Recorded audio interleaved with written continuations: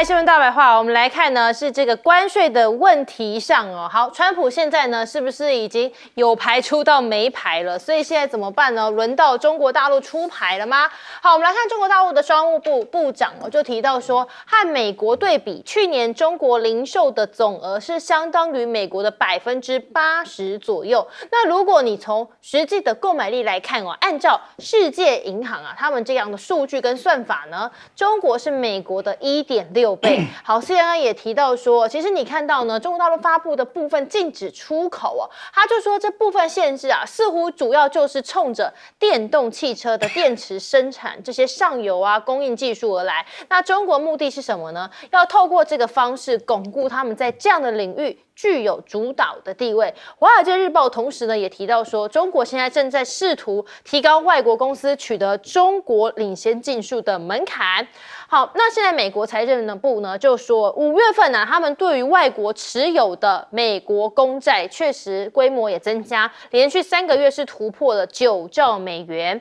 而且呢，其中看到中国呢5月份呢则是进一步减持，创下了2009年2月份以来的一个新低那么当时呢，在这个2009年2月份的时候你可以看到中国大陆持有的美债规模是7400多亿那现在呢所持有的美债则是连续4个月下降，这已经是远低于过去的水准了。所以美国政治学家就直言说呢，美国现在每次都老想说要让这个亚洲的国家都怕中国，好体现它的这个价值甚至呢也有人直言说，西方国家最过去呢就会用这个白人优越的方式解释他们呢才是天然应该要主宰世界，但是现在中国的这些数字来看呢，让他们可能会觉得有点抓狂好，另外呢还有卡关的，还有就是这个稀土的问题上当然就说这个是紧掐住美国的软肋嘛。好，那还有我们看到巴西呢说对中国的稀土出口在2025年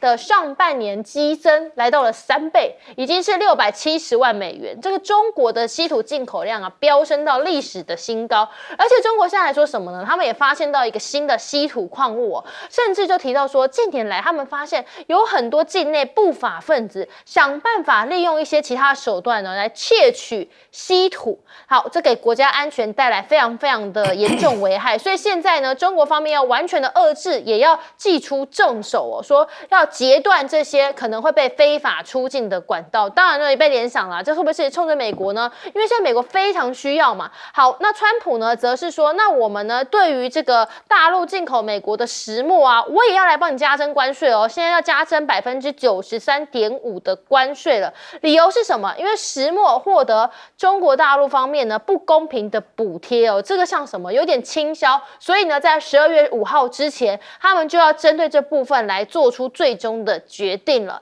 好，那很多人就很担心啦，接下来这个加征税到底会来到多少呢？如果这一项关税生效的话，这个等到连同什么现有关税，中国大陆进口到美国的石墨呢，就会要付高达160%的税率了。好，但你看到现在呢，其实川普对于中国态度却一直被认为说呢，似乎在慢慢改变，因为慢慢的要放软了吗？好，因为是不是想要促成这个川习会所以不得不，我们就看到呢，这已经成为说川普好像近期跟官员在开会的时候已经成为是最温和的声音了，因为他就用国安当作理由实施这个晶片出口管制政策呢，现在也出现了法夹湾当然就被联想嘛，你就想要川习会，所以我必须要进一步的缓和美中之间紧张的关系所以美国是不是也有意呢，想要让关税再休兵3个月？那你看到呢，中国大陆在出口额的部分呢，2025光是上半年1月到6月份也创下了历史上的新高。那即便现在全球贸易因为这个关税的议题是紧张的状况之下，但是呢，整个出口额却还是不断的在上涨那川普现在当然呢，他改采取这样的温和路线，势必也会引来一些质疑。在这个政府内部就有一些分歧像是一些贸易团队的成员就认为说，你川普呢怎么一改再改？你应该对北京始终就要保持强硬这当然也会在内部会掀起一些讨论只是现在整个美中的关系不确定性呢，以及川普的关税影响之下呢，很多的美国国企业他们当然是忧心忡忡而且呢认为啊，这个是一个没有办法掌握的一个变数所以呢，很多美国公司还是不可能会去放弃中国大陆的市场，我觉得对他们来讲呢，这相对来讲还是蛮重要的。好，我们先请教亮哥现在这个川普啊，是不是已经快要出到没有牌了？不了，美国当然还有牌啦。美国对中国的企业跟个人制裁的就超过1500啊，怎么会没有牌？中国大陆也不会说黄仁勋你给 H20啊，就认为美国是一个很大的突破了。因为 H20大概它的算力只有 H100的20%，在英伟达算是第4级的产品。其实中国大陆我觉得更想要的可能是 EUV 啦，就是极紫外光那个光刻机那美国现阶段也不可能开放所以我觉得中国大陆也在盘点自己除了稀土之外还有什么，有没有什么东西可以来打科技战那中国的东西倒不是说美国做不出来，而是说它在供应链占有很大的比重，那你非买不可。那这个我觉得中国大陆真的在盘点比如说无人机的某些组件，中国大陆现在已经开始限售了。那未来可能还会有其他啦。我认为他现在跟美国这个科技战，他也知道应该是长期的，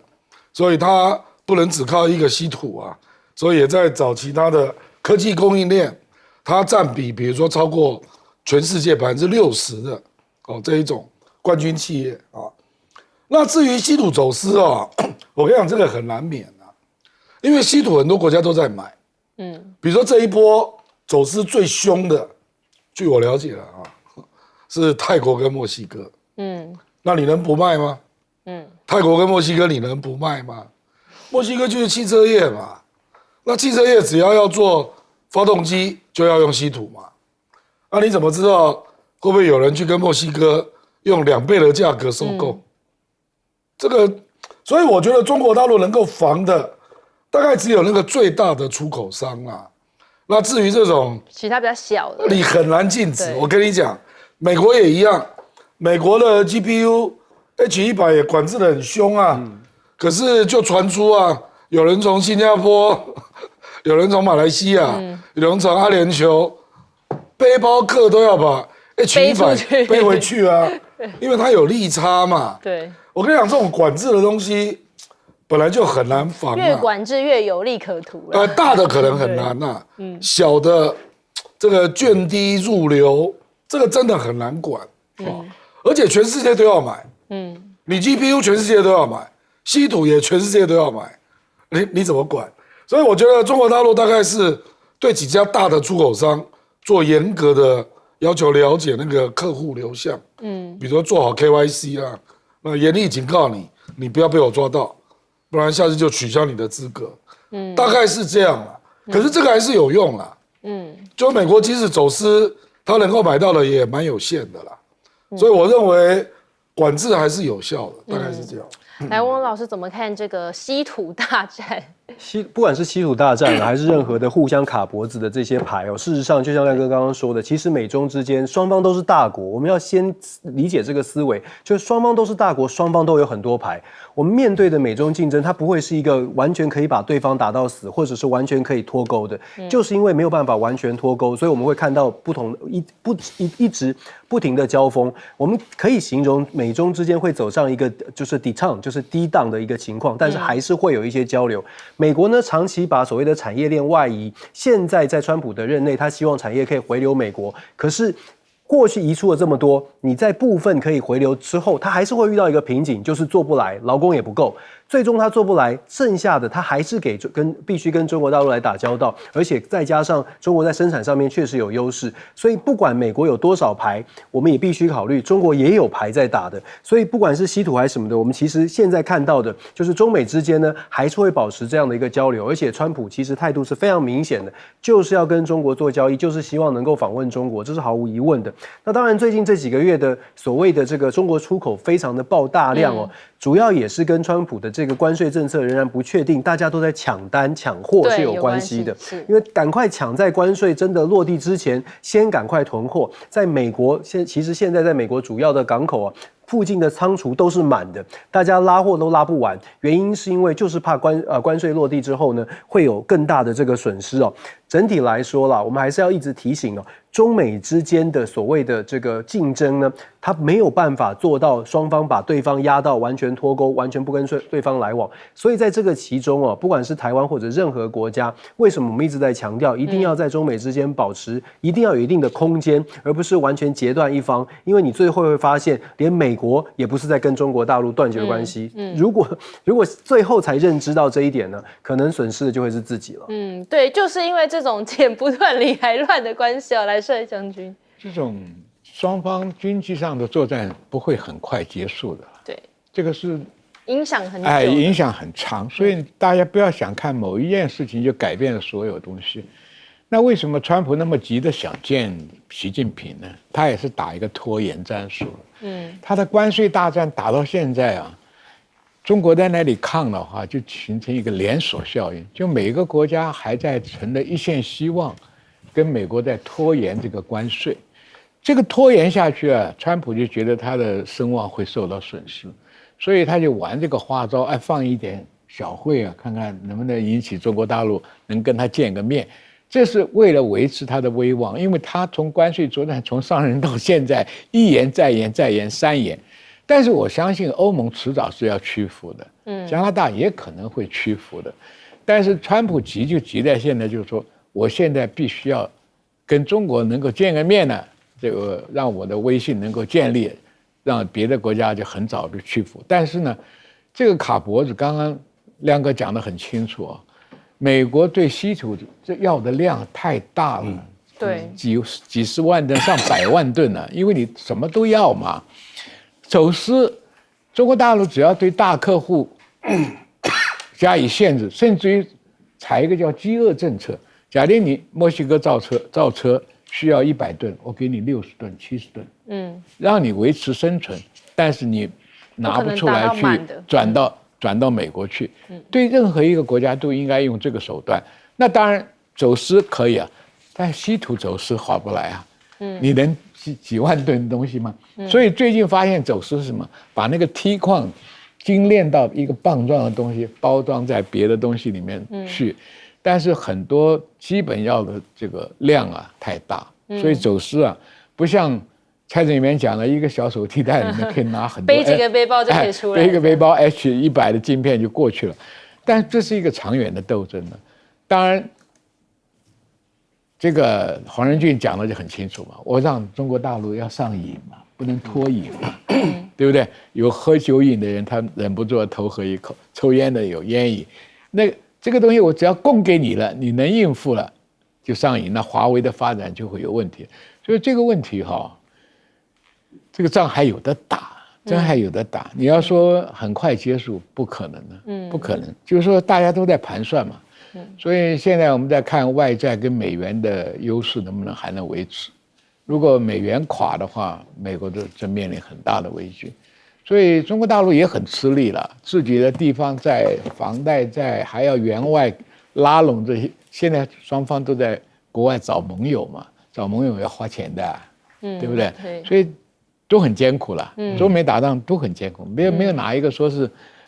稳坐钓鱼台的赢的，不一定的。所以双方都有受害哦。更多国际内容马上回来。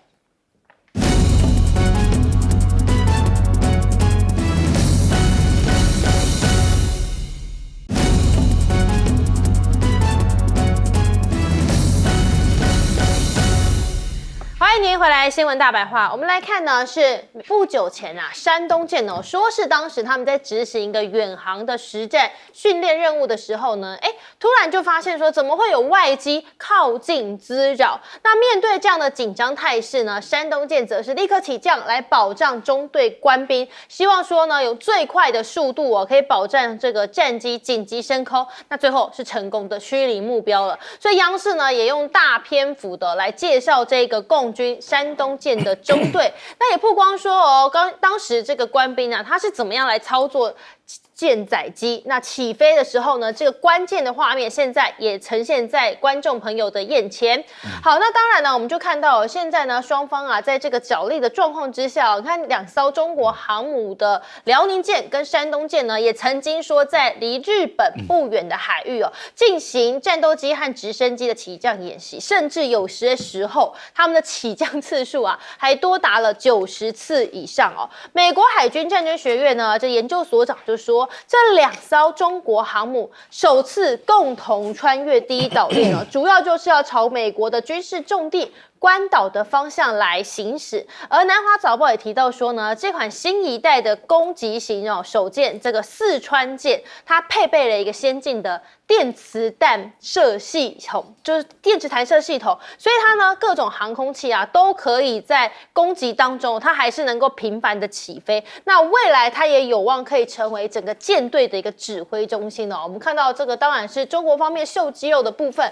但我们来看到呢，川普自己现在是不是内忧外患呢？因为呢，他就说他很生气那他现在就砍了加州的高铁补助在这个报告里头呢，说他们已经目前为止，美国政府花费了160亿的美元，那就批评说加州你连一条轨道都没有铺设，到现在17年了，工程进度都还是很慢，只有部分的基础设施是好了。那原本想说，你至少2030年可以通车吧，但不好意思，现在说呢，应该是没有办法了，所以让川普呢用这件事情呢，说他非常的不开心。那美国的交通部长呢，甚至曾经也公开批评过加州高铁计划，认为这条铁路根本就盖不完，而且是成本很高，管制又太多。那这个项目呢，好像是一个什么？我们现在盖的一条永远不会通往终点的一个车所以呢，当然看到呢，就是美国的政府相当不满那川普也说，我们就不会再为他提供任何的资金，更批评加州州长是领导无方。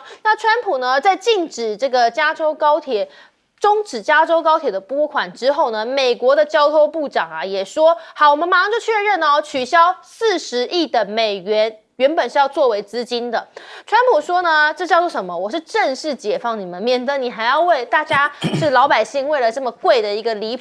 贵的离谱，甚至呢根本通不了的一个高铁继续的花钱。可是纽森就反击他说这是干嘛？川普未来想要把这个美国的未来拱手就让给中国，才会抛弃中央谷地说我们不会让它得逞。这一来一往就看到说呢，在建设性的这个发展的差异好，那所以你就看到这会不会也是因为这样原因呢？我们刚刚讲到说不可能有人放弃哪一边嘛，所以你看澳洲总理就来参观了成都的大熊猫基地，然后他探望这一只是曾经旅澳15年的大熊猫福尼。另外是我们看到穿着唐装的黄仁勋他到中国演讲他也直言说呢，下一波浪潮中国大陆非常重要他说这个市场是非常神奇的。那比如说你像是有阿里巴巴这样的客户和合作伙伴他们都是拥有非常深厚的电脑科学实力那黄仁勋更直言说，中国的工业是一个奇迹，所以呢，他愿意接下来继续去访问杭州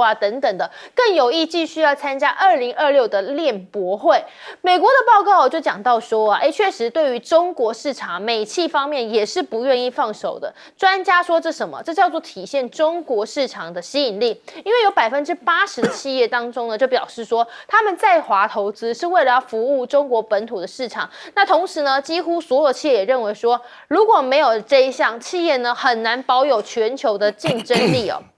好，那既然大家都很重要，所以你看到在这个谈判桌上，双方都要摆出大量的筹码嘛。好，有望呢，这什么？这可以让中美科技未来出现一个交易这是什么交易呢？一旦川普觉得说某个政策可以当作筹码，那换取中国在稀土或者是其他问题上的让步，那显然川普呢很可能就会因此来这么做。好，我们先请教亮哥这个当然现在在军事的角力之上怎么看这个中美之间紧张的关系？这个是今年大陆的双航母在第2岛链第3次演习，那前2次都是某一艘先到那个定位。那隔了几天之后，另外一艘再进来，那这一次是一起动嘛，所以当然就引起了美军的注意了不过广义讲，就是第2岛链嘛，基本上第1到第2岛链中国大陆已经把它视为它演练的海域了。那你如果说它的势力范围，我坦白讲，恐怕是台湾岛往前再走1000公里，他会把它视为是它演练的势力范围。那其实这个076啊，等一下将军可以讲更多啦。对，076才是真正要对付台湾的。因为航母不可能，这台湾海域这么小啊，它主要是第二岛链，可是076就不是了，076是2栖登陆舰而且它高达4万吨，它的肚子里面可以装蛮多装甲车辆，那它又可以放一些飞机啊。那我不知道这076要做几艘啦，我觉得每一艘076都是针对台湾的，所以而且你要知道，它可能会连接滚装货轮啊，一起来登陆台湾，所以到时候直接上来的恐怕都是装甲车辆，就是它如果取得局部空优，那接下来就是装甲车辆不断上来，那滚装货轮有很多都是民间的哦。其实我没有看过台湾演练这一段啊，所以你如果碰到了上来的都是装甲车辆，那你怎么办啊？那我觉得加州纽森已经被共和党视为2028的总统人选潜在对手，所以就是杠上了啦。所以这个纽森也对川普非常不客气啊。所以这个不稀奇啦，更何况这个是加州人的痛啊，一个高铁搞了17年还没有结果。对，我们台湾那个机场捷运搞了13年，就已经有够丢脸了，已经被骂翻了。加州17年还搞不出来，而且那个总价一直往上调，太难了啦。环保团体一堆啦，地方政府跟这个加州政府还有联邦政府对着干啦，问题太多了啦。所以我觉得，其实川普这样恐怕是长痛不如短痛还比较实际一点。反正也是潜在对手嘛。帅将军，这076你被点了。首先，我们先讲它这个双航母，我们看它是怎么看的，不是说它往哪里去晃啊。航母作战，假定你有30架飞机，能够每架飞机能起降2次，就等于60架在打仗，起降3次就等于90架在打仗，对不对？所以他们拼命苦练这个起降是有道理的，因为起降次数越多，代表你的打击能力越高。好，回过头来，亮哥讲的没有错了，航空母舰是往外撑啊，撑哪里？阻止人家美国来增援，或者是日本来增援，它是主援的，打点的呢是076。为什么讲076啊？076 4万吨呢，它那个船舱里面呢，可以装很多2栖战车、2栖坦克。这个坦克是干什么？因为这个量大，它一下上来就建立一个叫滩头堡。滩头堡是什么？往内陆扩增去10几公里，正面有20多公里宽的那么一个半弧形。这个时候，后面的滚装货轮跟这个所谓浮桥船呢，就可以把浮桥搭起来。我跟你讲，任何打仗啊，就是打后勤。你前面的陆战队上去只带了1天的、2天的细行量，2天的弹药打完了就没有用了嘛。我们看德国在欧洲打仗，汽车没有油了，坦克大决战也就输了，因为车子就不能动了嘛。所以打大仗就是打后勤，老共讲的叫后勤保障。后勤保障里面，第一个就打先锋的，一定要有大批的2栖登陆战车出来。这大批的2栖登陆战从哪里出来？076的船肚子出来，它够大。第二个，这个甲板呢，它有好几个用处。它如果说是登陆作战场，上面摆满了无人机，摆满了武装直升机，这就是打滩头、占领滩头阵地的2个重要武器。台湾不是有装甲部队吗？你要登陆，我一定是反登陆啊！装甲部队一定要出来。出来的时候就面临2件事情，一个是敌人的无人机，一个是老共的武装直升机，这就容易把我们的反击部队钉死在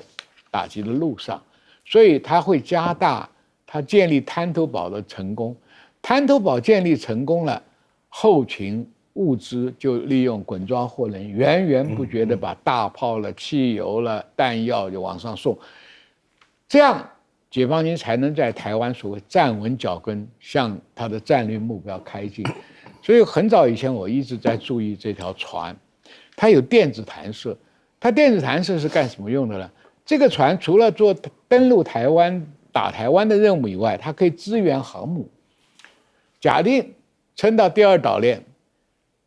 大陆本土的飞机可以飞到这个船上，加油挂弹，再往外延伸1000公里的打击范围，是不是等于又多了一条航空母舰？它可以接受隔壁的航空母舰受伤的飞机，也可以在它这边降落，所以它变成一个叫做准航母。所以076啊，在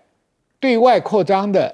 航母联队里面，它扮演一个很重要的支援角色。最主要的角色就是登陆台湾。我跟你讲，对台湾威胁最大的就是这条船。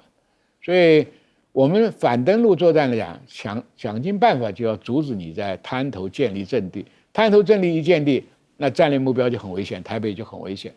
所以现在看汉光演习的看法，好像海空军都放弃了，就是打城镇作战，他连登陆作战都放弃，他都放弃了嘛。我们就是主要目标只有演习到城镇。那你既然打城镇作战，我就前面呼吁过，你就老老实实好好的做城镇作战的准备。老百姓输不出去怎么办？道路是应该留给谁用啊？这个外围的村庄、外围的这个据点如何变成一个强固工事？看看乌克兰是怎么做的，你也学会一点了。不要在那里在骗老百姓，搞2个钟头大家车子停在那里的，老百姓也不能去疏散，也不能去进入掩蔽部，这个演习是有问题的。那宜兰炸那个大桥更扯了，你应该往炸北宜公路上的，能够到北部占领宜兰没有什么太大意义了，他只要把你嘉山基地封掉了，宜兰就没有什么战略价值了嘛。对，所以这些问题啊，我希望汉光演习能够落实一点。汉光的最大的毛病，以前不好，也就是因为作秀做太久了。对，就是要演习 OK， 但是要演习的有意义了，要落实。没错。好，汪老师。其实我们说了，刚刚谈到这个汉光演习，可能假定都有一些状况，然后再加上，其实我们看这个076，其实它呈现出的很重要的一个关键，我们刚刚讲到电磁弹射，其实电磁弹射是真的是一个科技上蛮大的进步哦。因为美国最新的航母呢，这个福特级的航母，事实上光是电磁弹射这件事情就已经反复的操练，而且还因此延宕了福特级航母正式的下水服役的时间。所以当中国大陆的这个航空母舰，不管它的吨位是不是能够相提并论，可是光是在这个科技上面就已经呈现出，其实解放军在这个军事的实力啊，就至少在科技上面，确实是让美方当然是会比较紧张哦。那当然，我们台湾呢，有没有针对解放军的这些科技的进展，尤其是刚刚我们也谈到了，如果有有076，如果他们的战术想定是打算要变成滩头堡，要建立滩头的基地，我们的演习当然也应该要做出相对应的准备才对。可是目前看起来，包括我们的所谓的不对称作战所买的军事的这些装备哦，看起来是美国给的建议，而不是真的针对我们台湾真实的需要，是美国的想象，美国假定我们需要的这些武器，只是来交作业打分数。看起来美国想象的就是我们现在在演练的所谓的城镇战。问题是我必须说，美国期待的我们的城镇战，美国的想法是，当台湾在演练这些城镇战的时候呢，台湾的老百姓看到了之后，会心里面有所警惕，然后因此而心向往之的觉得我们也要准备了。这是我听到比较多保守派的人士呢认为说，因为以色列也是这样的，当你这个把社会的紧张气氛带起来之后，人民就会有感了。可是我说啊，其实文化整个民族性是不同的。台湾的百姓其实看到了这样的一个情况，真的是下车拍照，然后觉得你这是在开玩笑吗？这个态度是完全不同。所以我们也是一直在提醒哦。把以色列、把犹太人的这种民族性放在台湾，事实上是没有办法对比的。回到我们的美国的国内政治，美国这个加州的高铁，我必须说，我们其实德州也10几年到现在，达拉斯到休斯顿的高铁，到现在连土地都还没征收完呢。就对美国人来说，有一个可以做得成。就对美国人来说，要做这种大型的公共建设，除了当地的民意，还有刚刚亮哥讲的什么征收土地啦，然后环保问题啦，这完全搞不完。但是呢，要做这件事情。情，坦白说，也只有加州可能还稍微可能有一点机会，因为加州人就会觉得说，哦，这很先进，这是科技。可是问题是啊，砸了这么多钱，到目前为止，你看17年哦，到目前为止连轨道都还没铺，你就可以知道，其实它的落差。理想跟现实有太大的差距，可是民主党永远都站在理想的那一面。这就是为什么民主党呢，即便我们说纽森可能是有希望的民主党的明日之星哦，但是其实啊，他在整体美国评价还是很差的。那更不用说纽森打出什么拱手交给中国，要打这种中国牌。其实纽森才是真正被习近平高规格款待的如果他真的想要打所谓的这个也是要学所谓的抗中牌哦。事实上，纽森打到自己的痛脚的可能性是比较高的。那就像我说的，事实上到目前为止呢，美中之间呢，你可以看到，只要有多一点的国际化的经验的，像美国的企业家、美国的商人，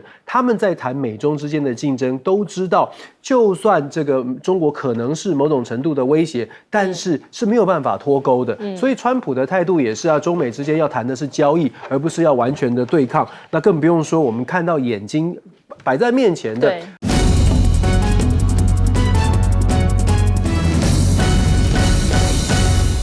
欢迎您持续锁定新闻大白话，我是今天节目主持人李作恒。首先来欢迎这一节要参与我们讨论来宾，退役中将帅化民。主持人好，各位观众大家好。耶鲁政治学博士亮哥。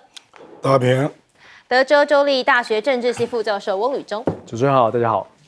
好，我们来看哦，是现在啊，这个民进党呢霸团啊，以为自己捡到枪哦。我们最近呢，在很多社群平台上看到好多的亲绿名嘴们都在疯狂的狂打，说你看，连赵少康啊，在726都要逃难啦，他都不想要投票啊，他自己都不愿意去投下反对罢免票。说呢，还有人爆料哦，他那天是要干嘛？去看东非的这个动物大迁徙。好，那很多人就说，你看赵少康啊，是要这个离开啊。就是他不想投票，不想要承担责任，甚至还有人说这是不是赵少康阴谋论要剑指党主席呢？但是今天赵少康就直接直球对决了。他说，确实他在7月26号的时候原定是要前往东非，没有错啦。但是呢，因为现在大罢免事关重要哦，动物迁徙没有罢免的投票重要，所以呢，他现在呢已经取消了，不会前往东非，而且呢，他还在脸书上点名要不是这些绿媒或是侧翼以为自己捡到枪太开心了，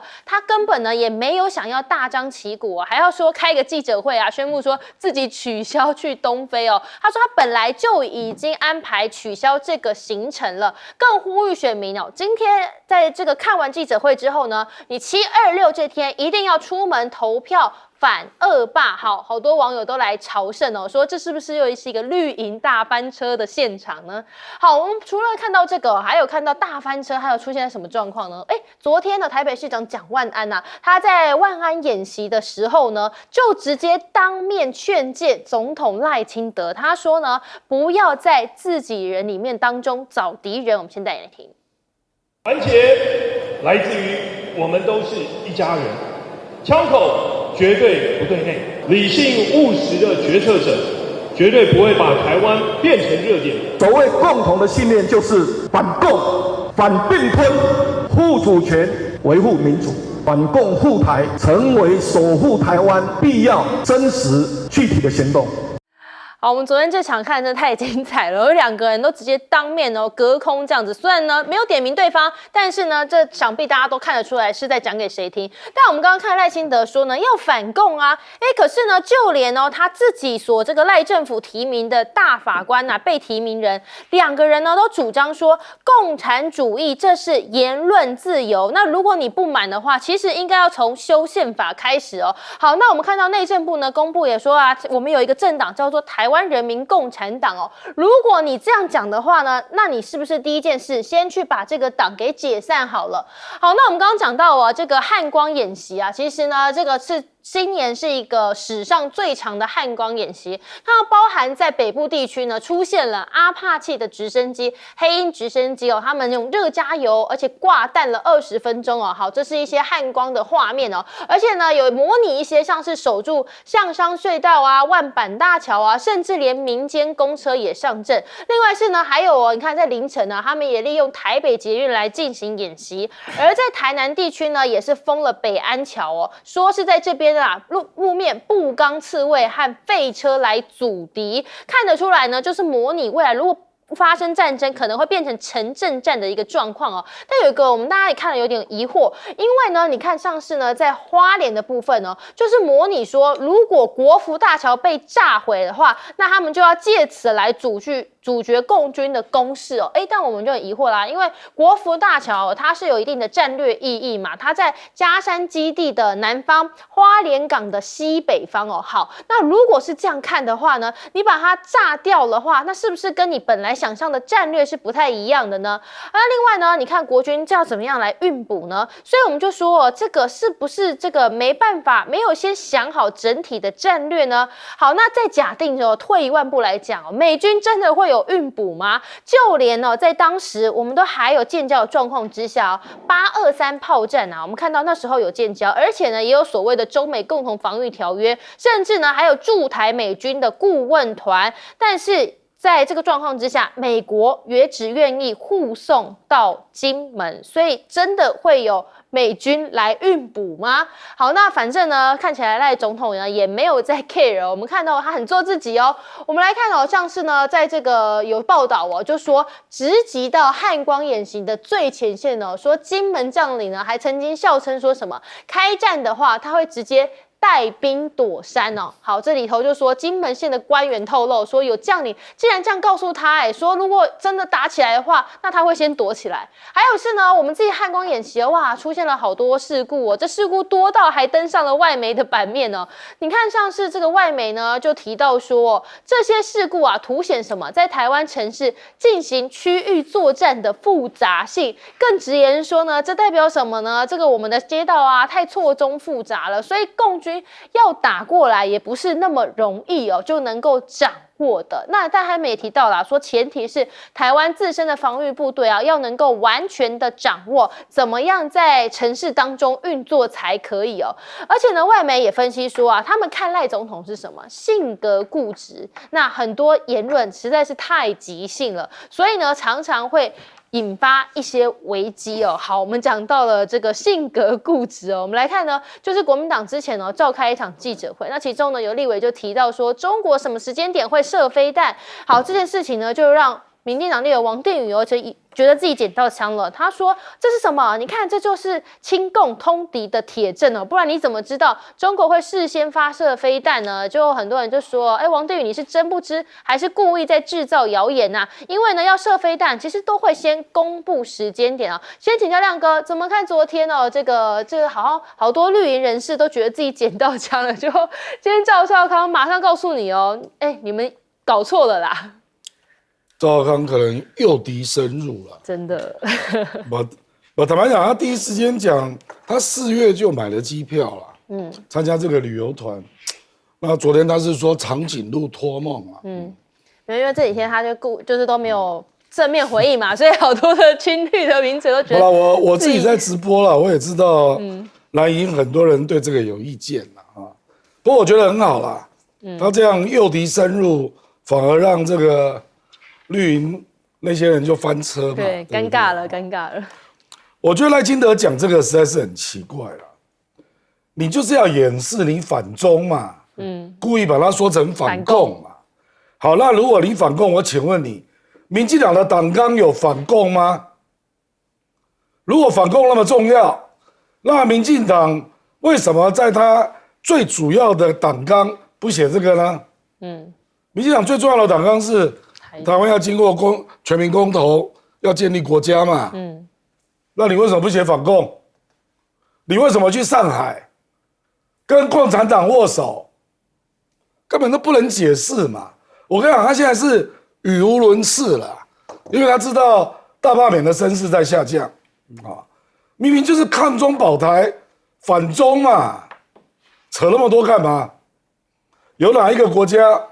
在讲国家的信念是把反共放在前面的？都嘛讲自由民主这些正向的价值。美国有说国家的信念是反共吗？没有啊，你去看美国的宪法好不好？没有一个国家说我是基于反对什么而存在，都是基于正面价值而存在。以前国民党会讲三民主义嘛，那后来就讲自由民主啊这些价值嘛，所以我觉得他真的是慌了啦，因为他知道他必须要强调反中，不然罢免票动员不出来。可是讲反中争议太大，所以现在开始想要他们抗中保台，现在都故意不讲，对，改说反共护台，谁不知道你在干嘛嘛？哎呦，所以我觉得讲这个也没什么用啊，反正大家都知道你的底色是什么了啊。那我觉得，事实上赖清德最近，比如说他要去花莲，本来不是有第7奖，取消了，那现在又取消了，对对那不是很奇怪吗？第7奖主题不是民主吗？你为什么不敢讲？你为什么不敢面对国人来讲民主呢？不然你第7奖改名反共好不好？我就觉得他真的是问题很多一个总统讲到第4奖，他就不再讲了啊。那后来刘彩薇不是爆料，说事实上在台南同乡会的那个福伦社又偷偷讲了外交，外交照理讲是你的第5奖，你应该讲给国人听啊。你自己不是要去美国，这个都可以做报告嘛。所以我真的觉得他是乱了套了。当然了，我们看到呢，就很多人说，那赖总统不讲了。刚提到就很多人说可惜哦。不过我们帮他澄清一下，刚刚讲的事先公布是讲说公布这个发射卫星的部分呢。好，来请教帅将军呢，怎么看我们现在这个汉光演习啊？好像是有人认为说，你这个战略上是不是根本就有一些问题呢？汉光演习，我觉得是可以啊，必要啊。你现在不是面临危机吗？但是汉光演习你做的东西，我觉得昨天我刚好到新店去吃个饭，吃完饭出来就碰到万安演习了，马路上没有车子了。最奇怪的是不准行人走动，打城镇作战这个部队一定要利用道路，从东边拉到西边，西边拉到南边，南边拉到北边，去做各种应急的动作。所以道路是要让给谁呢？军车、消防队、医疗急重车，但是行人不能管制因为你城镇作战，我上次就讲了，台北市200万人疏散不出去，桃园疏散不出去，那势必要都市里面集中就要找防空洞，找这个消防的位置。那我的位置刚好就在捷运站旁边，你连我在马路上行人走路都不让走，那大家是怎么在马路边上挨炸嘛？我跟你讲，抗战的时候，重庆天天挨日本人轰炸，防空洞都可以容纳上万人呢。那今天台湾没有这个设施，好，就利用什么地下室捷运站隧道，那你怎么能够不让老百姓走动呢？那你显然演习的时候考虑，你只是放2个钟头警报，大家在那里僵在那里2个钟头吗？这不符合战术作为。第二个，既然是200万、400万都出不去。那台北跟桃园既然都是未来共军的作战的一个要域，看看俄乌经验嘛，对不对？乌克兰他是把老百姓输出去了，这个是符合城镇战的要件。台湾输不去怎么办呢？那你就要把人往都市里面集中，找到掩蔽地方。那靠近城镇的外围，就像你像红军村打那么久打不下来干什么？它附近的村庄都变成防御阵地了，那我们在桃园什么八里了、竹围了这些地方，是不是要把那边老百姓撤到都市里面，把那个村庄、把那个外围变成城镇作战的碉堡跟工事嘛？这是读过军事人都知道嘛。你靠那个有刺铁丝网，那几个沙袋能挡得住坦克车冲锋吗？那个一点就破了嘛。所以这个问题汉光演习，我觉得赞成的原因是说，你部队真的要拿出来练一练，你才找到你什么缺点嘛。昨天我看他们的部署漏洞百出Apache 是反战车是好武器，那你在北部跟南部2个基地一定是被炸，所以你要疏散出去，油弹补给点就要藏在隧道里面，藏在哪里？那直升机也要隐藏在树林里面或者哪里做临时起降，学校、操场都可以。那个机动油弹补给点，你马上加油，你还可以有一站的东西。所以真正战术上的东西，在汉光演习我没有看到。就是在呼应赖清德的抗中保台这种恐惧心理来搞他的大罢免。所以昨天表现最优秀的是蒋万安呢，一下把这个问题点出来了嘛。你赖清德不是讲要团结，你团结才能抗中嘛，你才能保台嘛。不是你赖清德投票的占人民的60%多哎，你在打在野党、打民众党、打什么国民党，你这个叫团结嘛？好，内斗斗得不停，你还想抗中吗？你还想保台吗？这个非常矛盾的。我觉得万安不错哦，很有勇气，直接点出这个问题的症结。我跟你讲，国民党未来的主席也好，总统候选人就要找这种人有个子的，不是那个马吉一样的那种人在那混。你怎么对付这种邪恶的政党？对，对不对？有人还跟我讲他太年轻，他什么年轻了？他是50岁了，足够当一个候选人了，他凭什么不可以啊？还在找那些马吉在那里搞。好，我们来继续问老师怎么看呢？现在当然外媒对赖总统有很多的分析啦。是我先说的，万安跟我年纪一样哦。其实那个法国总统马克宏也大我们2岁而已，事实上绝对是可以足堪大任。但话说回来，我觉得其实赖总统的反应哦，也许真的是万安演习演的这个实在是入戏太深，所以他觉得万安在演习近平哦，所以他的这个非常生气哦。你看他的这个什么反共啊，脱稿吧，非常非常生气。你可以看得出来他的情绪有上来。那当然我们也说，作为一个国家元首，有的时候啊，这个格局还是要拿出来。那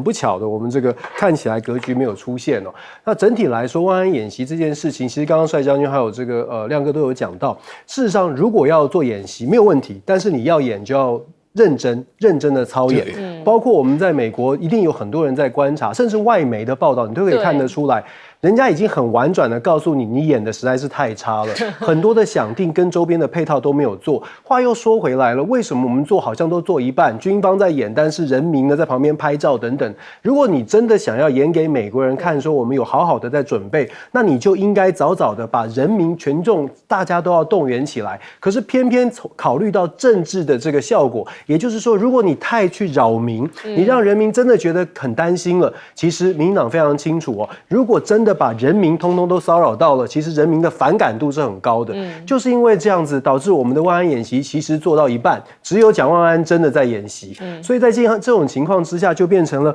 我们老实说，想要秀给美国人看，说我们社会韧性、全民防卫，可是演成这样子的结果，反而会让美国，我必须要特别的郑重的提醒哦，这样的结果会让美国有一些本来就有弃台论的人觉得，你看。台湾就是这样，我们对于台湾的支持成本太高，所以如果我们真的要做，那就要认真的做，而不是为了政治来做这种意识形态的操作，好像在表现军事的这个动作，但是事实上，它只是再次的凸显台湾老百姓对于所谓的演习，对于所谓的中共扰台或者是反共这个所谓的抗中保台哦，事实上大家的意见没有一致，而且呢也没有展现团结，这个不团结。美国人看了，或者全世界各国看了，其实看得非常清楚，只是人家还没有说出口。你们的做法会导致可能要支持台湾更加困难。